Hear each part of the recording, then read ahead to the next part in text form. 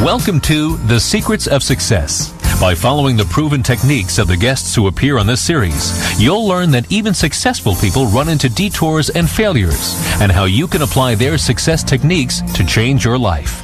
You're now listening to the most unique show on radio, the show dedicated to making you a success.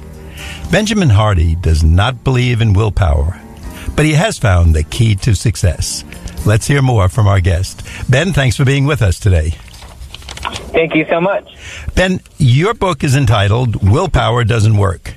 So does that mean all those donuts, cookies, I've been giving up, the chocolate cake for my for my diet, is that just a waste of time? No. Basically, why willpower doesn't work.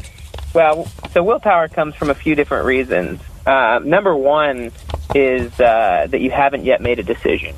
So one of the quotes that I use in the book is that willpower is for people who haven't yet made a decision about what they're going to do. The Harvard business professor, Clayton Christensen, said that 100% commitment is easier than 98% commitment, because if you're 98% committed, you're not exactly sure what you're going to do in every given scenario. So part one of this is just making a decision. Part two is just the fact that your environment is more powerful than your internal resolve. One of the reasons why that's kind of obvious is what the research says in psychology is basically that it's not your value system that determines your behavior, but it's actually the social norms in your environment. So a lot of people, they believe they should be healthy. Example, you sound like you want to be healthy, which is why you're avoiding donuts, but for some reason you can't stop eating the donuts. My guess is because it has to do with the norms in your environment, whether there's just donuts in your office space or they're in your fridge. It's my fault. I buy them because I like them. Yeah, there you go. Well, then you haven't made a decision yet about some form of health goal that you want. Oh, okay. So you're continually battling yourself back and forth. There's obviously some internal conflict. So I think I'm getting it now. So the fact that I bought the donuts, and then, of course, I'm putting myself under the strain of don't eat them after 8 o'clock or don't eat them after dinner.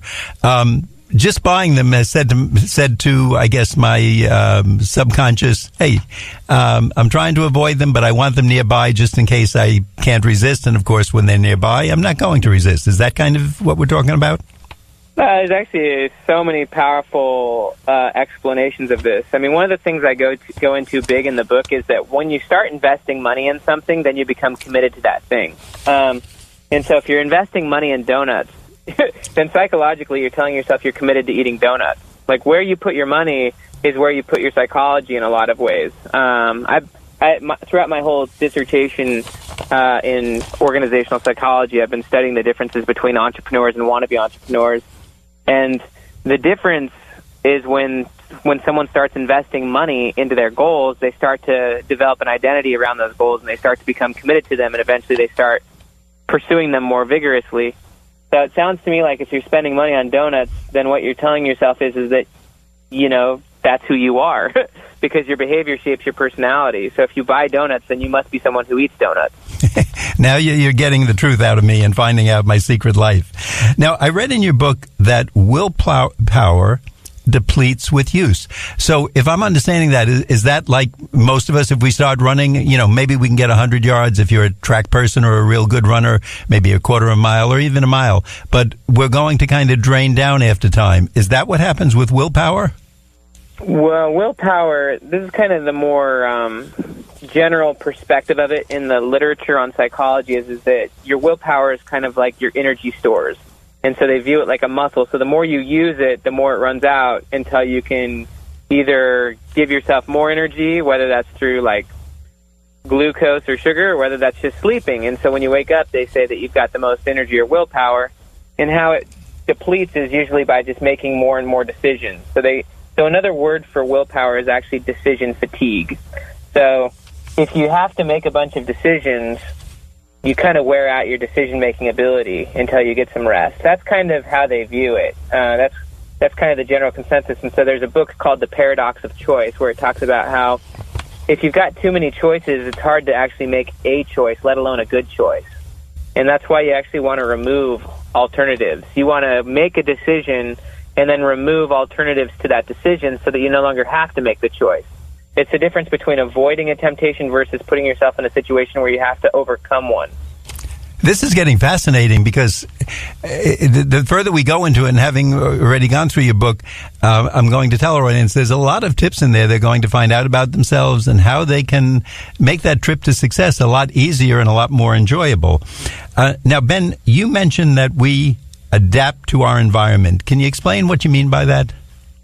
Yeah, absolutely. So it's very, human beings are really powerful, amazing creatures. And, one of the examples of the fact that we're adaptable is just how successful we are in the environment. From like a Charles Darwin perspective, human beings are the most adaptable creatures. But one of the really interesting, fascinating stories that I talk about in the book is from Viktor Frankl, who wrote the famous book Man's Search for Meaning. And he talks about how one of the biggest shocks, or the biggest things that was interesting to him about being in a concentration camp, was actually how fast the horror of the experience turned into apathy. And so he talks about sleeping comfortably, which is a really weird word, but he uses the word comfortably next to 9 other people on a small bed. And in his exact words, he says, yes, a person can get used to anything, just don't ask us how. And so obviously he's talking about adapting and getting used to and desensitized to a terrible situation. But, a similar case is just if you jump into a swimming pool, eventually your body adapts and it's no longer cold. So, the reason this idea is important is because what we're talking about is adapting to environment. We adapt to the environments we're in, and then our behavior becomes subconscious. And so if your environment has low standards or low expectations, you're going to drop your behavior to those low expectations. If your environment demands you to rise up, to show up, and to be better than you currently are, then you're going to. That concept is called the Pygmalion effect in psychology. And so I guess what it really boils down to is human beings are very fluid. But in Western culture, we actually have a fixed mindset about what human beings are. We believe that personality is something that's fixed and rigid and stuck, when in reality it's actually very fluid and it's contextual. Who you are in one situation is different from who you are in a different.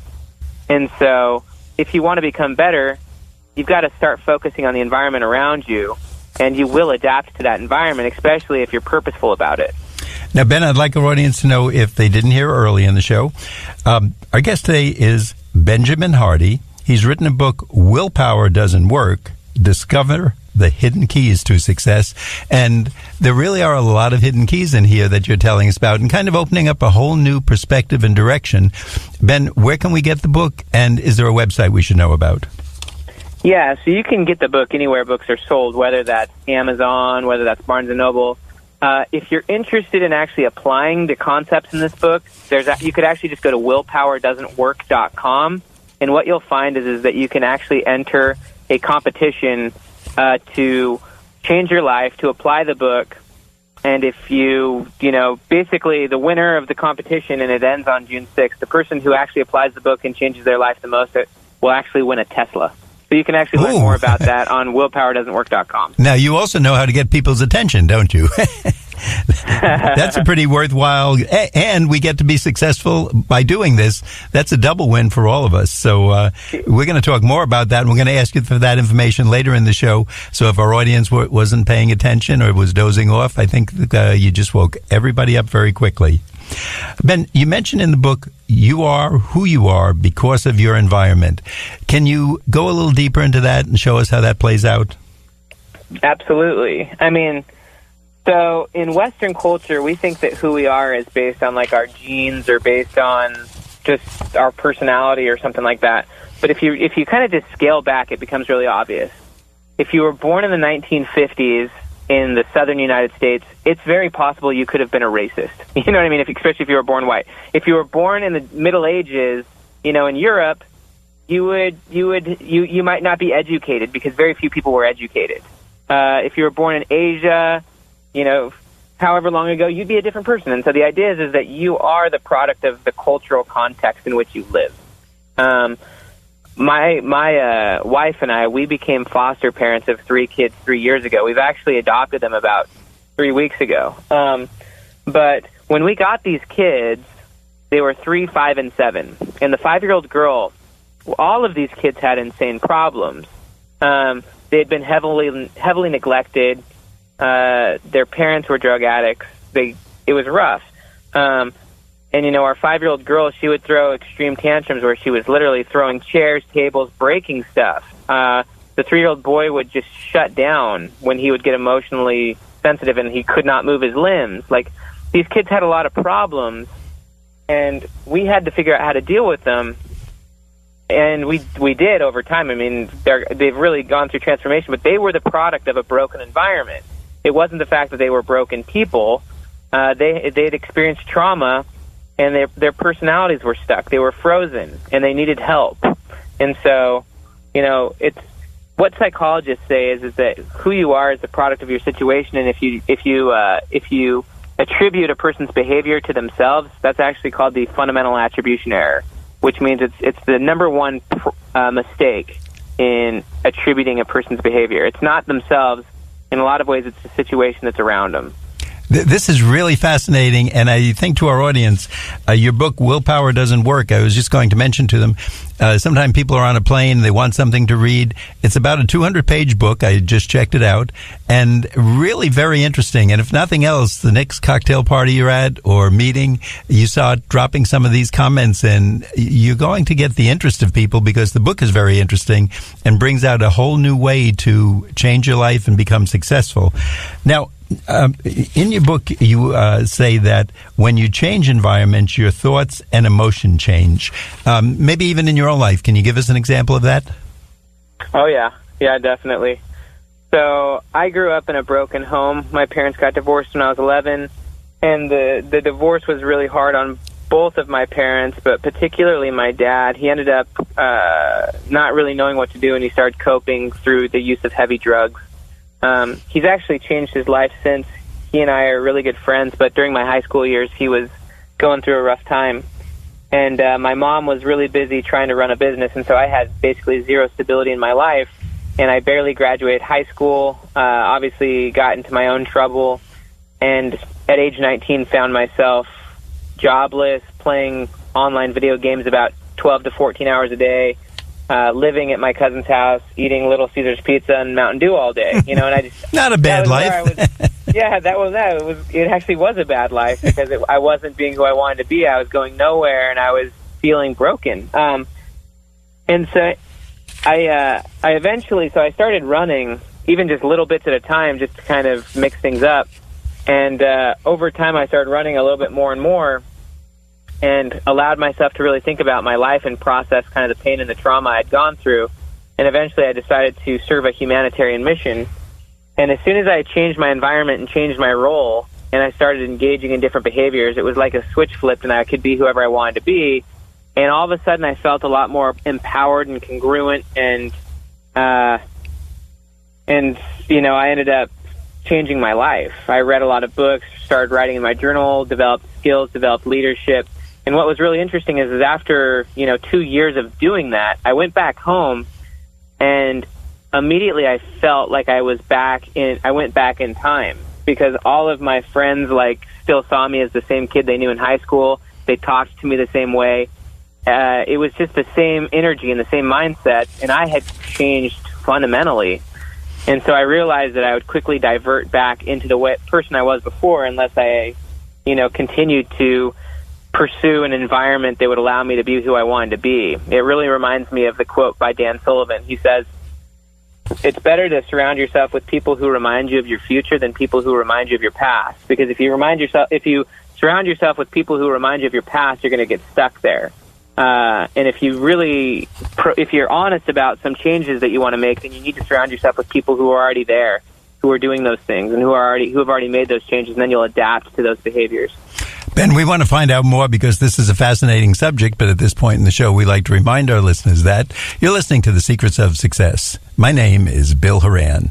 This show is produced at the voice of Nassau Community College, 90.3 WHPC. We'll be right back after this brief intermission. Excuse me. I know you have a 9 o'clock, so I'll keep this short. I'm the business suit in the back of your closet. You wore me nearly every day before your office went, quote, casual. I used to be the CEO of your closet. Now I'm just that one intern no one ever talks to. I always thought you'd circle back with me, get granular, keep me in the pipeline. But nada. Nothing. Don't you remember the McKittrick presentation?